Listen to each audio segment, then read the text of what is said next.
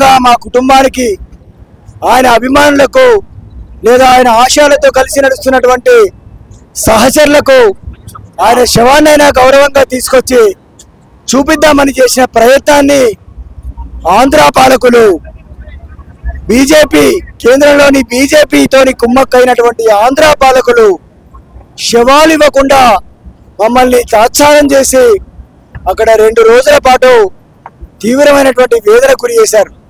అయినప్పటికీ మేము ఎలాగోలా మా గొంతు దించుకొని అరిచి కొట్లాడి పోరాడి మేము వాళ్ళ మీద ఒత్తిడి తీసుకొచ్చి ఆ శవాలని, అంటే బయట నుంచి వివిధ రకాలైనటువంటి వ్యక్తులు, శక్తులు, ఉద్యమ సంస్థలు అనేక మంది ఈ పోరాటంలో మాకు సహకరించడం మూలన, కనీసం అంటే మీడియా మిత్రులు కూడా ఎంతో ఆత్మీయతతో మాకు సహకరించడం మూలంగానే మేము శవాలను స్వాధీనం చేసుకుని పోరాటం చేయాల్సిన పరిస్థితి అక్కడ జరిగింది.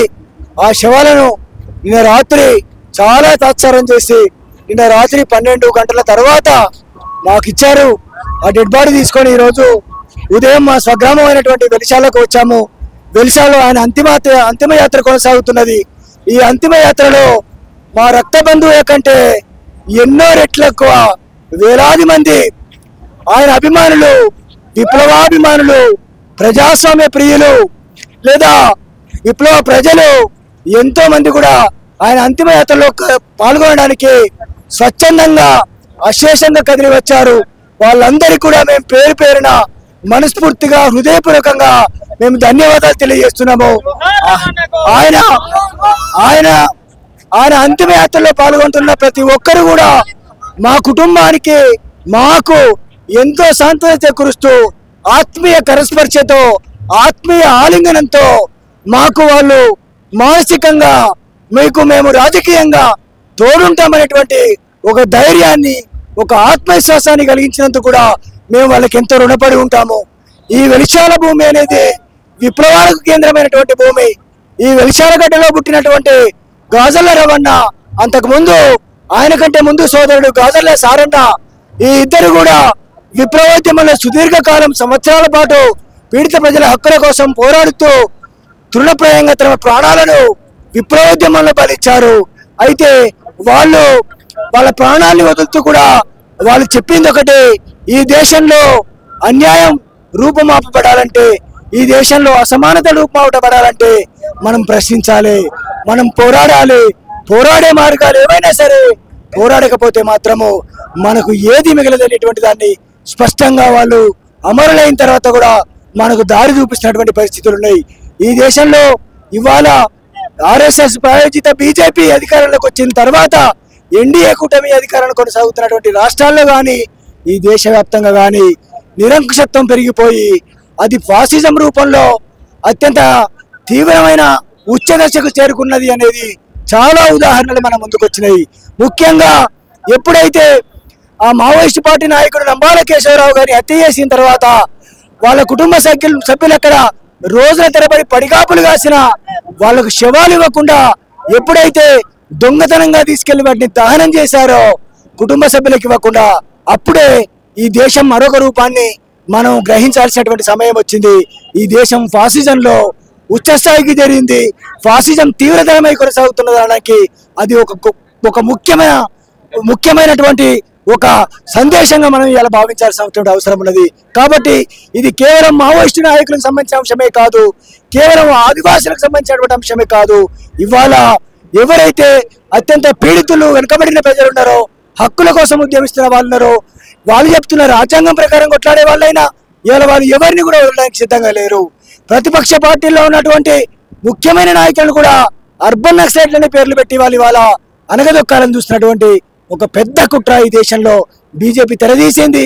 అది తెరదీయడమే కాదు, ఎక్కడికక్కడ అణిచిపెడుతూ, అనగదొక్కుతూ ఇట్లాంటి ప్రశ్నించే వాళ్ళను, ఇట్లాంటి పోరాడే వాళ్ళను ఏరి పారేస్తామంటూ వాళ్ళు వాళ్ళ సవాలు విస్తున్నటువంటి ఒక స్థితి ఈ దేశంలో కొనసాగుతున్నది.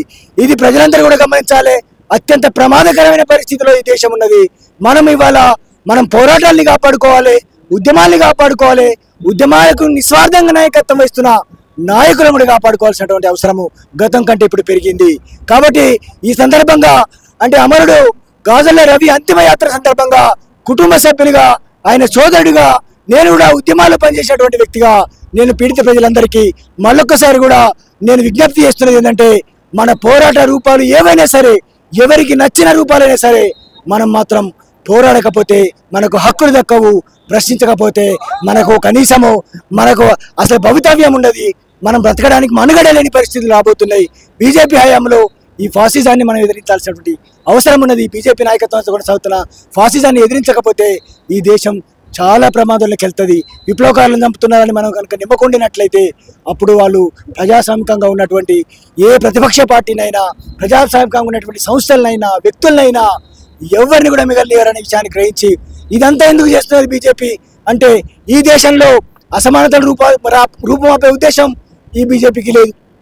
మావోయిస్టులనైతే డేట్ నిర్ణయించి 2026 మార్చి వరకు మేము ఖతం చేస్తామని డేట్ నిర్ణయిస్తున్నారు.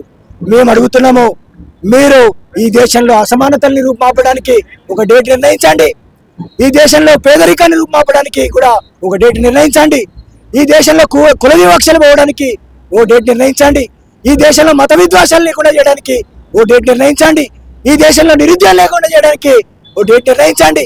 ఈ దేశంలో ఏదైతే ఇవాళ అధిక ధరలు, ద్రవ్యోల్బణం సమస్యలు ఉన్నాయో అవి లేకుండా చేయడానికి డేట్ నిర్ణయించండి. ఇవి నిర్ణయించే దమ్ముందా మీకు? అసలు వీటికి డేట్ నిర్ణయించేటువంటి శక్తి ఉందా మీకు?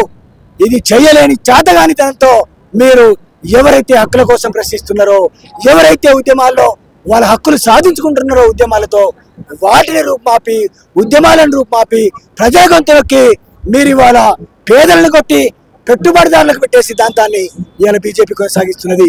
కాబట్టి పేద ప్రజలు ఇప్పటికి కూడా మేలుకోవాల్సినటువంటి అవసరం ఉంది, ఐక్యం కావాల్సిన అవసరం ఉంది. వాళ్ళ లక్ష్యం చాలా స్పష్టంగా ఉంది. పోరాటకారులను, ఉద్యమకారులను చంపడం ద్వారా, అరెస్టులు చేయడం ద్వారా ప్రజల కోసం ప్రశ్నించే గొంతులు లేకుండా చేయాలనేటువంటి లక్ష్యం వాళ్ళకి స్పష్టంగా ఉంది. కాబట్టి వాళ్ళ లక్ష్యం నెరవేరద్దంటే, ఈ దేశ వనరులు, ఈ దేశ సంపదలు పెట్టుబడిదారు చేతుల్లోకి పోకుండా ఉండాలంటే, ఈ దేశంలో పేదరికం పోయి సమానత రావాలంటే, సమాజం ఏర్పడాలంటే మన పోరాట గొంతుకని బతకాల్సినటువంటి అవసరం ఉన్నది. కాబట్టి మనం ఇప్పటికైనా ఐక్యమై పోరాటం చేయాల్సినటువంటి అవసరం ఉన్నది. రూపాలు ఏవైనా సరే, కానీ ప్రశ్నించడము, పోరాటం మాత్రం మానుకోవద్దని ఇవాళ అమరవీరుడి సాక్షిగా నేను పిలుపునిస్తున్నాను.